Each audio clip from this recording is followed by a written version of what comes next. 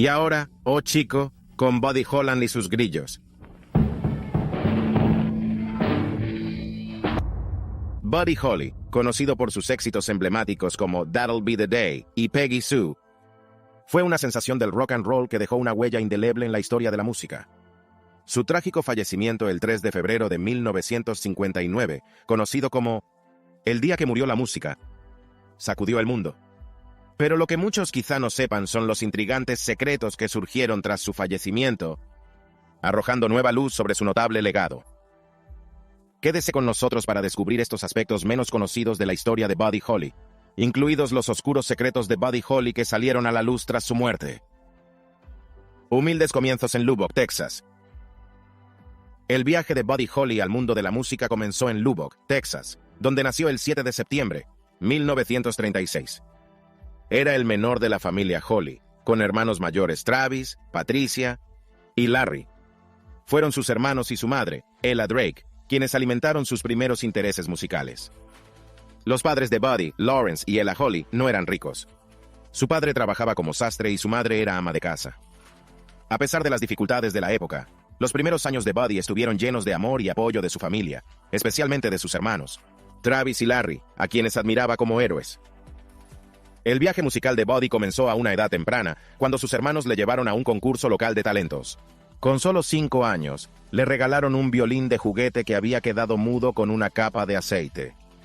La encantadora actuación con sus hermanos mayores convenció a los jueces, y la familia Holly recibió un premio de $5. La tragedia golpeó cuando la Segunda Guerra Mundial se llevó a Larry y Travis lejos de Lubbock. Ambos hermanos se alistaron en los Marines y sirvieron en el Pacífico, siendo Travis uno de los valientes que asaltaron Iwo Jima y sobrevivieron. Las primeras experiencias de Buddy y el inquebrantable apoyo de su familia prepararon el terreno para su extraordinario viaje al mundo de la música, descubriendo su pasión por la música. Cuando terminó la guerra, los 2 hermanos mayores de Buddy habían regresado sanos y salvos a casa, y Travis le había traído a Buddy un regalo de corazón, una guitarra acústica. Con la orientación básica de Travis, Buddy abrazó con entusiasmo el instrumento y se propuso dominarlo. A partir de ese momento, parecía que Buddy era inseparable de su querida guitarra. Su pasión por la música no hizo más que crecer. 3 géneros distintos influyeron profundamente en la trayectoria musical de Buddy, dejando cada uno de ellos su huella en su estilo único. En primer lugar, la predominante música country de Texas desempeñó un papel importante en la formación de las primeras experiencias musicales de Buddy. La icónica voz de Hank Williams tuvo un profundo impacto en el estilo vocal de Buddy y preparó el terreno para sus futuras actuaciones. Luego estaba el bluegrass, un género en el que Buddy se adentró con la ayuda de su íntimo amigo Bob Montgomery. Los instrumentos de cuerda tradicionales como el banjo, la mandolina y el violín eran el núcleo de la música bluegrass. A medida que Buddy fue perfeccionando sus habilidades, incorporó elementos de este género a su repertorio, añadiendo profundidad y versatilidad a su música. La última pieza del rompecabezas era el rhythm and blues. En la década de 1940, el R&B era interpretado predominantemente por artistas negros para un público negro, y no se consideraba del todo adecuada para los jóvenes músicos blancos. Sin embargo, a pesar de estas barreras, la pasión de Buddy por la música no tenía límites. Se colaba en el coche de sus padres con su amigo Bob para escuchar en secreto las emisiones de radio de R&B. Buddy quedó cautivado por los sonidos crudos y conmovedores del R&B, que se parecía al blues clásico pero con guitarras eléctricas y un toque distintivo. La pasión de Buddy por la música floreció durante sus años de instituto. Cuando el rock and roll irrumpió en escena, Buddy quedó totalmente cautivado por este nuevo movimiento musical. Elvis Presley, en particular, dejó una huella indeleble con su estilo innovador. La decisión de Buddy de dedicarse a la música como una pasión para toda la vida y no como un mero pasatiempo quedó clara. Formando equipo con su amigo de la infancia Bob Montgomery, empezaron a actuar juntos en reuniones locales y pronto se ganaron el reconocimiento como Buddy y Bob. Cuando se hicieron mayores, se aventuraron a ir a bares situados al este de la Avenida D, donde tuvieron la oportunidad de presenciar las actuaciones de artistas negros. Aunque Buddy se sentía atraído por los sonidos crudos y auténticos del R&B, seguía tocando predominantemente géneros blancos en sus actuaciones en directo. Las primeras luchas y los pequeños triunfos. Todo camino hacia el estrellato tiene su parte de obstáculos, y Buddy Holly no fue una excepción. Antes de encontrar su sonido único, Buddy experimentó brevemente con un grupo de bluegrass. Sus primeras grabaciones, sin embargo, no lograron captar la magia que anhelaba.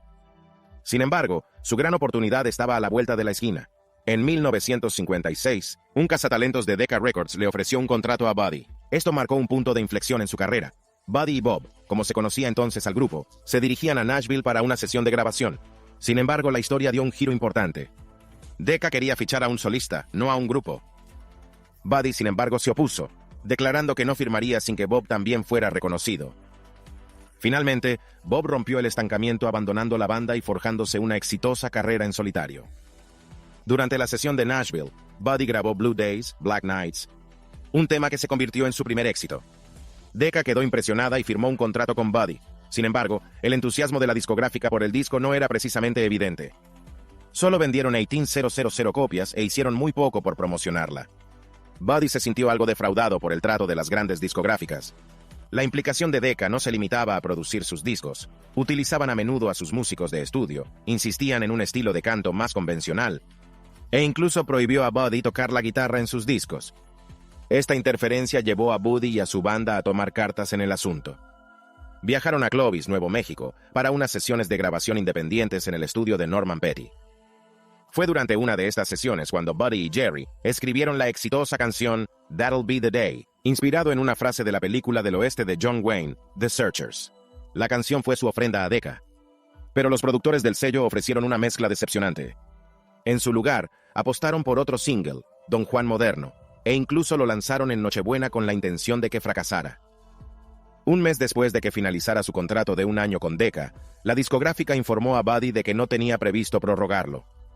Sin embargo, esto no significó el fin de su relación, ya que Decca seguiría conservando los derechos de sus canciones durante 5 años más, formando Los Grillos.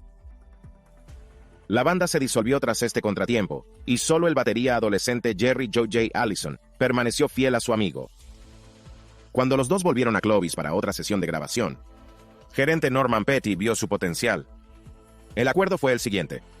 Petty utilizaría su nube como artista discográfico para que los DJ locales emitieran la canción, y Buddy y Jerry volverían en febrero para grabar un bis de That'll Be the Day. Buddy nombraría a Petty coautor y cedería a cambio el 50% de los ingresos. Había que resolver otra cuestión.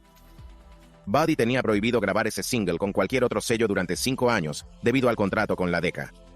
Pero entonces Norman Petty tuvo una idea. Buddy sería nombrado en el single como Charles Hardin, usando su verdadero nombre y segundo nombre. La canción se publicaría con el nombre de una nueva banda. Supuso que los abogados de Decca no estarían al tanto. ¿Cómo se llamará entonces la banda? Buddy buscó un nombre similar porque le encantaba el grupo de R&B The Spiders. Por un momento pensó en los Beatles, pero decidió que sería un nombre demasiado ridículo para un grupo. Entonces eligió el nombre de The Crickets. La razón de toda esta polémica es que, durante el mismo periodo de tiempo, los mismos músicos publicaron canciones bajo las identidades Buddy Holly o The Crickets y actuaron en directo como Buddy Holly and The Crickets. Norman necesitaba encontrar una discográfica para producir y publicar el single. Llegó a un acuerdo con Brunswick Records, un modesto negocio que era una sucursal de Choral Records, una división de Decca. Buddy tuvo que guardar silencio y evitar firmar nada para evitar que los abogados de Decca descubrieran su engaño. Holly grabó una nueva balada, Words of Love, en Clovis en marzo de 1957. Merece la pena mencionar 2 puntos. Buddy utilizó la técnica ya habitual del overdubbing para grabar él solo las partes de guitarra solista y rítmica. Les Paul y su esposa, Mary Ford, habían inventado la técnica. Pero Buddy lo usó para hacer rock and roll por primera vez, haciendo lo suyo.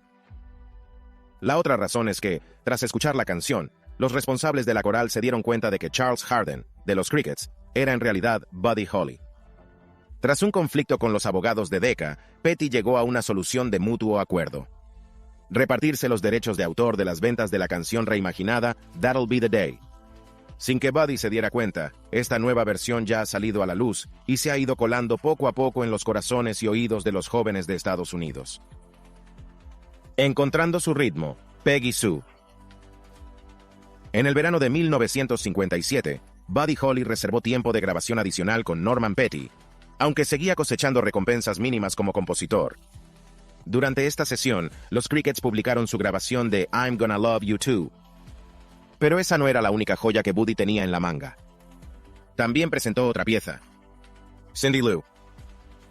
Esta canción tenía un ritmo más lento con un cautivador groove latino. Sin embargo, había un reto.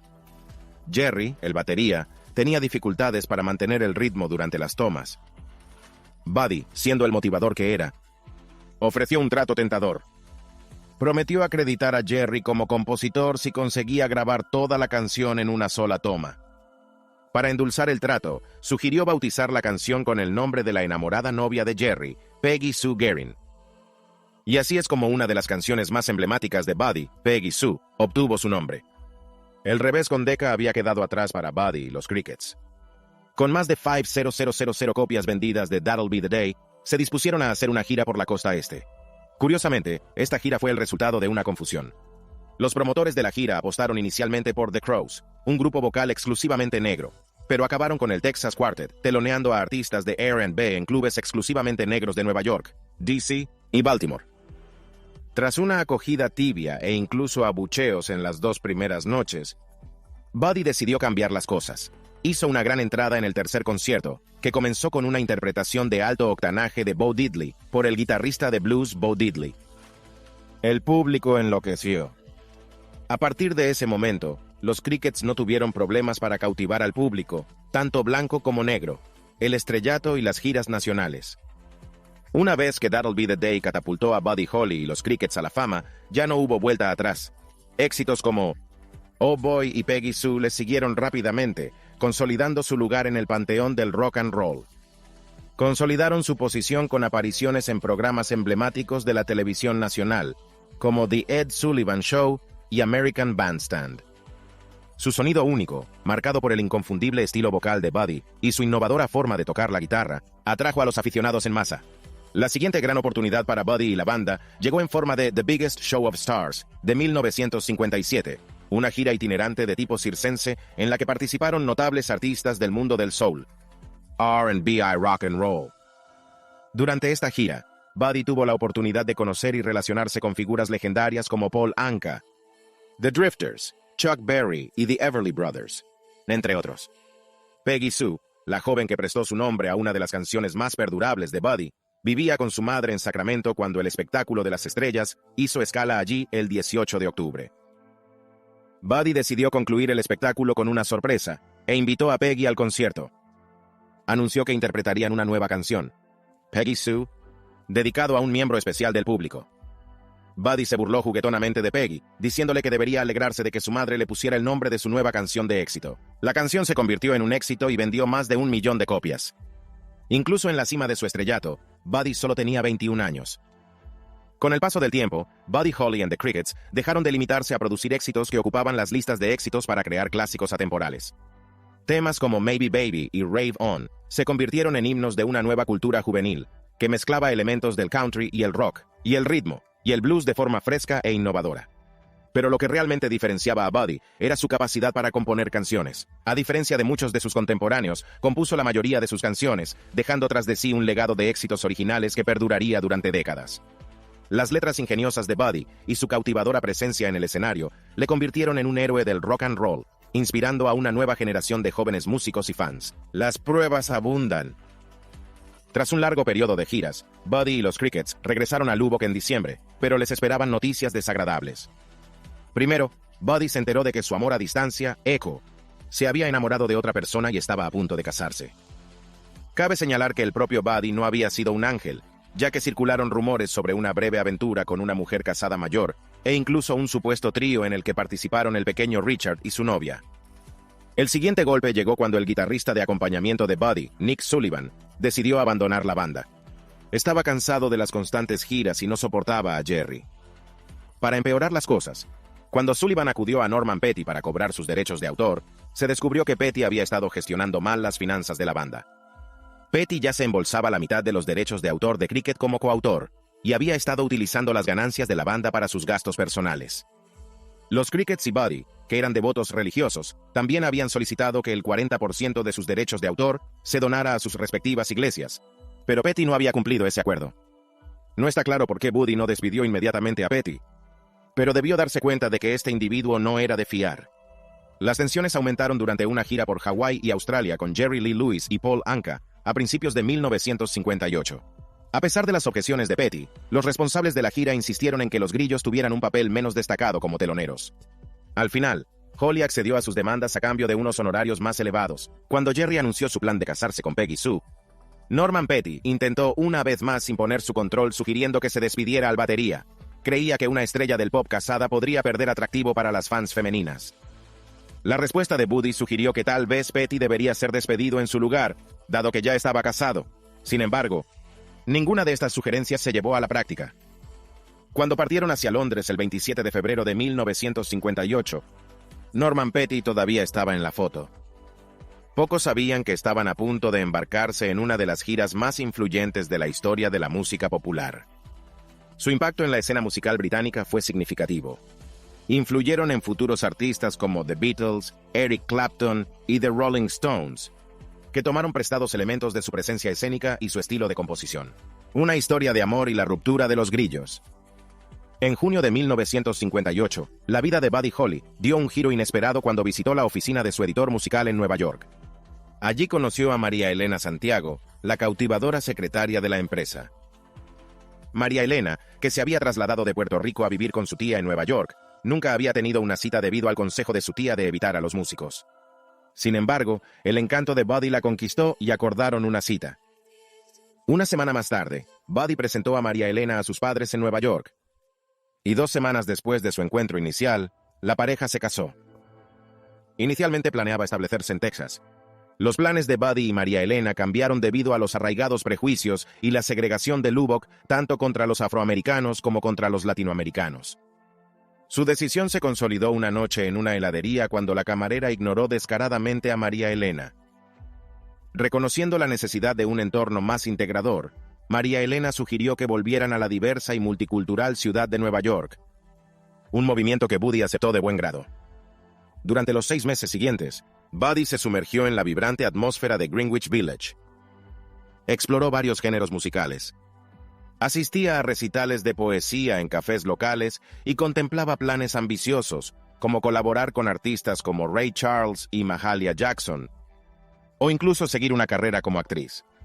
Buddy sintió una profunda gratitud hacia la industria musical, que le proporcionó una exitosa carrera y encendió su pasión por la música. Esto le llevó a convertirse en productor musical, con Ritchie Valens como uno de sus primeros protegidos. A pesar de contar con múltiples singles de éxito, Buddy se enfrentó a dificultades financieras, ya que sus ingresos por derechos de autor estaban bloqueados en cuentas bancarias gestionadas por Norman Petty. A finales de octubre de 1958, Buddy y María decidieron enfrentarse a Petty por este asunto. Se sorprendieron al descubrir que Jerry y Joe Maudlin, miembros de la banda de Buddy, habían sido persuadidos por Petty para permanecer bajo su dirección. Frustrado por la situación, Buddy estaba decidido a romper los lazos con Petty y recuperar el control de su dinero. Sin embargo, la respuesta de Norman, relatada por María, fue asombroso. Preferiría verte morir de hambre primero. Buddy se liberó de las garras de Norman Petty ese día, pero perdió a su amada banda, los Crickets, en el proceso. El viaje de vuelta estuvo marcado por las lágrimas de Buddy y un corazón apesadumbrado. El día que murió la música, la vida de Buddy Holly tuvo un trágico y abrupto final el 3 de febrero, 1959, alterando profundamente el curso de la historia del rock and roll. Lo que hace que esta historia sea aún más espeluznante es la serie de pequeñas decisiones y acontecimientos que conducen a ese fatídico momento. Tras separarse de Norman Petty and the Crickets, Buddy iba a embarcarse en la gira Winter Dance Party Tour en el invierno de 1959, junto a Joe P. The Big Bopper Richardson y su joven protegido, Ritchie Valens. La gira les llevó zigzagueando por el medio oeste, actuando en pequeñas ciudades de Minnesota y Iowa. El agotador viaje pasó factura a los participantes, que tuvieron que soportar temperaturas bajo cero y una calefacción inadecuada en el autobús. Uno de ellos incluso se había congelado. Buddy, como todos los demás, ya estaba harto cuando llegaron a Clear Lake, Iowa.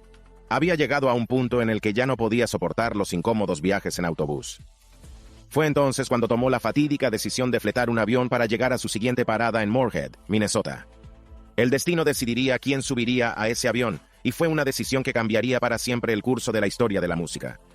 Inicialmente, Waylon Jennings, el bajista sustituto de Buddy, tenía un asiento en ese vuelo, pero preocupado por el enfermo J.P. Richardson, renunció desinteresadamente a su escaño.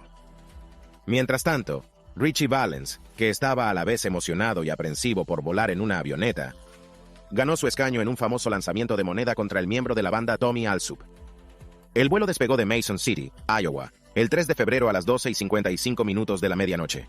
Transportar a varios artistas a su próxima actuación parecía un vuelo rutinario. Sin embargo, distaba mucho de ser corriente.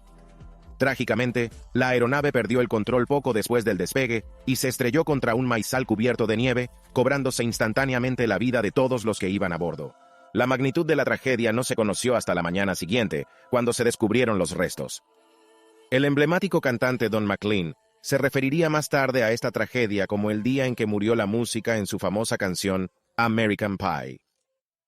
Desde entonces, este término se ha convertido en sinónimo del acontecimiento, reflejando su conmoción y su profundo impacto en el mundo de la música. Las primeras investigaciones apuntaron a factores como la incapacidad del piloto para volar únicamente con instrumentos, las condiciones meteorológicas adversas y la visibilidad limitada como causas principales del accidente. Las evaluaciones posteriores también mencionaron el hielo en el carburador, problemas con los paneles del timón y una carga desigual como factores contribuyentes. La vida de Buddy Holly se truncó trágicamente, y su pérdida repercutió mucho más allá de los tecnicismos del accidente.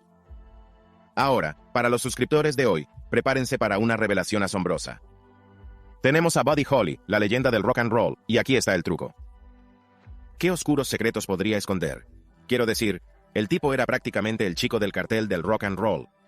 Pero quién sabe lo que se esconde detrás de esas gafas, ¿verdad? Puede que su carrera no haya sido tan larga como la de otros, pero ha dejado un enorme impacto, dejándonos pensando en los ¿y si hubiera tenido más tiempo para compartir su música? ¿Y si hubiera explorado otros géneros? ¿Y si...? Bien, ya te haces una idea. La vida está llena de sorpresas, y la historia de Buddy Holly no es una excepción. ¿Qué os parece, entusiastas del rock and roll? ¿Alguna teoría sobre esos secretos ocultos?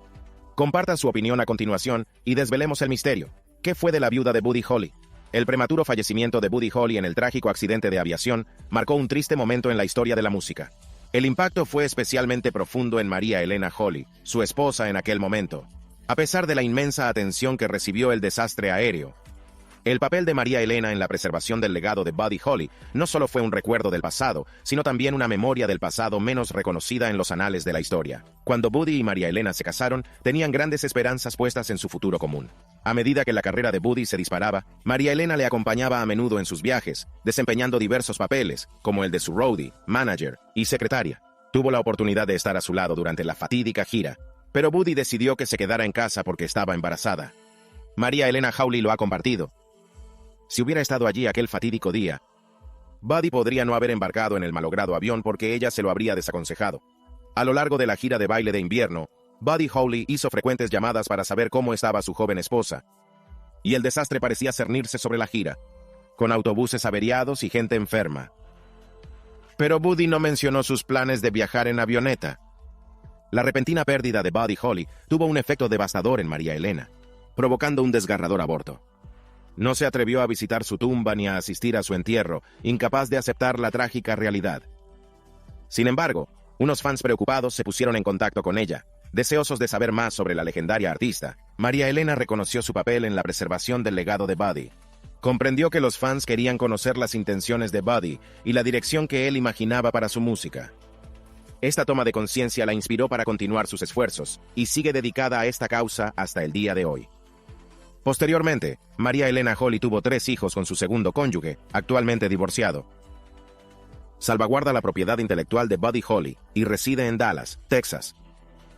En el año 2010, se convirtió en miembro fundador de la Buddy Holly Educational Foundation.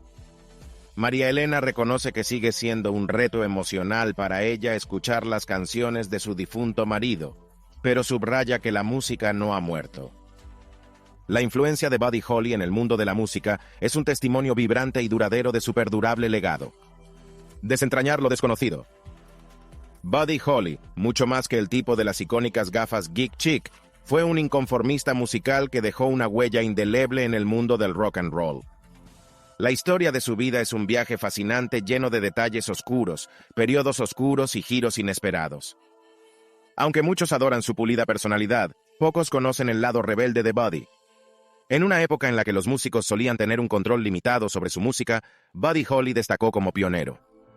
No tuvo miedo de afirmar su libertad artística e incluso cortó lazos con Decca Records debido a conflictos creativos. Su audaz movimiento demuestra su determinación de trazar su propio camino y hacer música a su manera. Además, algunos expertos, como el escritor John Greben, consideran a Buddy Holly el intérprete más influyente de los primeros tiempos del rock and roll. Lo que le diferenciaba era su habilidad para componer canciones. A diferencia de Elvis, no se basó únicamente en versiones de canciones y no se ajustó a la estructura tradicional de 3 acordes tomada prestada del blues de 12 compases. Buddy Holly fue un pionero en el mundo de la autogestión artística. Escribió, produjo e interpretó muchas de sus canciones, arrebatando el control creativo a los productores. Su enfoque innovador se extendió a las técnicas de grabación, lo que le convirtió en un pionero. Según Keith Richards, Buddy Holly and the Crickets fueron la primera banda de rock and roll autónoma de la historia. No solo eran compositores, sino también intérpretes de su música. Su capacidad para grabar sin cesar era un testimonio de su dedicación y amor por su oficio. Otra faceta intrigante de la trayectoria musical de Buddy Holly es su singular gusto instrumental. Aunque era conocido sobre todo por su trabajo con la guitarra, tenía predilección por incorporar sonidos inusuales a su música. Un buen ejemplo es su uso de la celesta, un instrumento de teclado único que, por aquel entonces, era prácticamente desconocido para el gran público. La voluntad de Buddy de experimentar y traspasar los límites de la música es un testimonio de su espíritu creativo. La saga de las icónicas gafas de Buddy Holly. Exploremos ahora la intrigante historia de las icónicas gafas de Buddy Holly. Estas características gafas desaparecieron tras su trágico fallecimiento, para resurgir más de 2 décadas después, escondidos en un armario de suministros del juzgado. Sin embargo, el descubrimiento de estos icónicos marcos marcó el inicio de una disputa legal entre María, la viuda de Buddy, y los padres de Buddy, cada uno reclamando la propiedad legítima. Finalmente, María consiguió las gafas y las donó generosamente al Buddy Holly Center de Lubbock, Texas, donde ahora se conservan como tributo a su legado perdurable. Pero la historia no se limita a los objetos tangibles. La vida de Buddy Holly fue una compleja mezcla de altibajos. Su carrera estuvo marcada por rivalidades y problemas personales no resueltos, lo que contribuyó a su relación, a menudo tumultuosa, con sus hermanos. Cuando era un joven estudiante, Buddy era un alborotador dotado pero travieso, que deleitaba a sus compañeros con bromas pesadas que dejaban exasperados a sus profesores. Además, pocos conocen la fascinación de Buddy por el misticismo. Tenía predilección por coleccionar libros relacionados con lo paranormal, e incluso consultó a una adivina sobre su futuro profesional. La ominosa advertencia de la pitonisa de andarse con cuidado parece ahora inquietantemente profética, aunque Buddy lo descartara entonces. El misterio de Peggy Sue en la vida de Buddy Holly, incluso después de su trágica muerte. La vida personal de Buddy Holly sigue siendo objeto de fascinación e intriga. En 2007, Peggy Sue Gerring, figura central en la vida de Buddy, añadió su capítulo a la saga de Buddy Holly con la publicación de su libro. ¿Qué fue de Peggy Sue? En estas cautivadoras memorias, Gerring cuestiona la creencia popular en torno a la icónica canción de los primeros tiempos del rock, Peggy Sue Got Married. Contrariamente a la creencia generalizada de que su romance inspiró la canción con la batería de los Crickets, Jerry Allison, Gerring ofrece una perspectiva diferente. Sugiere que la canción fue escrita en realidad sobre un complejo triángulo romántico en el que estaban implicados ella misma, Buddy Holly y María Elena Santiago. Esta revelación aportó una nueva capa de complejidad a la narración. La publicación del libro desencadenó una batalla legal cuando María Elena, la viuda de Buddy Holly, demandó para detener su publicación. Su respuesta a las acusaciones fue sucinta, pero intrigante. Es muy interesante que esta mujer se invente todas estas historias. Las versiones contradictorias y las disputas legales añaden más capas de intriga a los oscuros secretos que salieron a la luz tras su muerte. La música de Buddy sigue resonando. El legado de Buddy Holly en el mundo de la música ha dejado una huella perdurable que inspira a los artistas de hoy en día. Su influencia llega lejos y se extiende incluso a músicos emblemáticos como Bruce Springsteen y los Beatles. La notable contribución de Holly a la industria musical fue reconocida oficialmente en 1986, cuando se convirtió en uno de los primeros miembros del Salón de la Fama del Rock and Roll. Lo que hacía destacar a Buddy Holly no eran solo sus melodías cautivadoras y sus melodías pegadizas. También fue un pionero en la configuración del funcionamiento de la industria musical. Demostró que los músicos podían ser algo más que intérpretes, podían ser creadores, tomando las riendas de sus carreras y remodelando el panorama del mundo de la música. El espíritu innovador y la visión artística de Holly sentaron las bases para que futuras generaciones de músicos siguieran su camino y exploraran nuevos horizontes en la música. Gracias por vernos. Nos vemos en el próximo vídeo.